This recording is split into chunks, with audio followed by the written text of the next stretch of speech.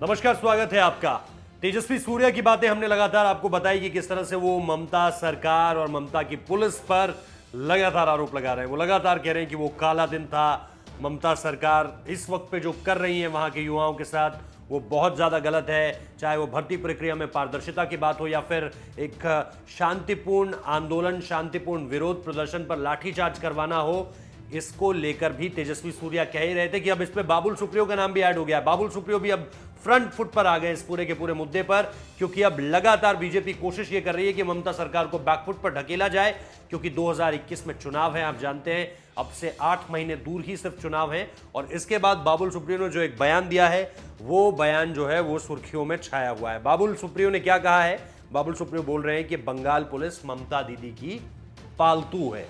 ये उन्होंने सीधे सीधे तौर पर कहा है। इसके अलावा उन्होंने रेफरेंस इसी घटना का दिया है जो लगातार हम आपको बता रहे हैं, जिस पर सांसद तेजस्वी सूर्या ने भी लगातार बातचीत की है कि कैसे भर्ती प्रक्रिया को लेकर जो पारदर्शिता की बात कही जानी थी, या जो लगातार इस बारे में बात हो रही थी कि बंगाल के नेताओं के साथ किस तरह से व्यवहार हो रहा है, दिन दहाड़े जो है वो शूटिंग हो जाती है और इस पर कहीं कोई मामला सामने निकल कर नहीं आता है। बल्कि बाबुल सुप्रियो ने तो आज ये तक कह दिया कि जो बम फेंके गए थे छात्रों पर, युवाओं पर, वो निश्चित तौर पर बंगाल पुलिस का ही काम था और दीदी के कहने पर ही बंगाल पुलिस जो है ये सारी की सारी चीजें करती हुई नजर आ रही है। ऐसे में निश्चित तौर पर कई अहम सवाल उठते हैं, जिसको लेकर के उन्होंने एक फुटेज को भी ट्वीट किया, लेकिन उसकी उन्होंने जो उसको सत्यापित उन्होंने नहीं किया है, उसकी जो क्रेडिबिलिटी है उसको उन्होंने वेरीफाई नहीं किया है, तो उस वीडियो का जिक्र करना सही नहीं होगा।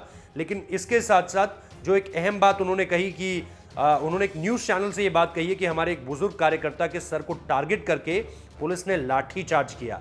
बंगाल में ममता बीजेपी के विरोध को दबाने की कोशिश कर रही है और शांतिपूर्ण मार्च करने का हक वहां पर नहीं है।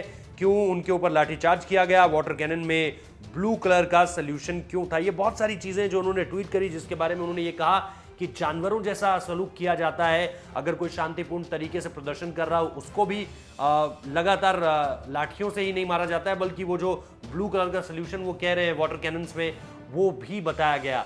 तो इसके साथ साथ लगातार अब विरोध जो है पश्चिम बंगाल में ममता बनर्जी का शुरू हो गया है। एक तरफ से घेरने की कोशिश की तेजस्वी सूर्या ने, जिसको लेकर के पुलिस ने रिटेलिएट किया और पुलिस की तरफ से जब रिटेलिएशन हुआ तो उसमें जो कुछ हुआ है, इसके अलावा जो एफआईआर कराने गए थे बीजेपी के सांसद, उनको जो घंटों तक बैठा कर रखा और एफआईआर तक दर्ज नहीं कर रही थी बंगाल पुलिस, वो निश्चित तौर पर अब जो है उन सारी चीजों को लेकर सवाल खड़े हो रहे हैं। और यही सवाल खड़े किए सबसे पहले तेजस्वी सूर्या ने, उसके बाद बाबुल सुप्रियो ने। फिलहाल इस वीडियो में इतना ही।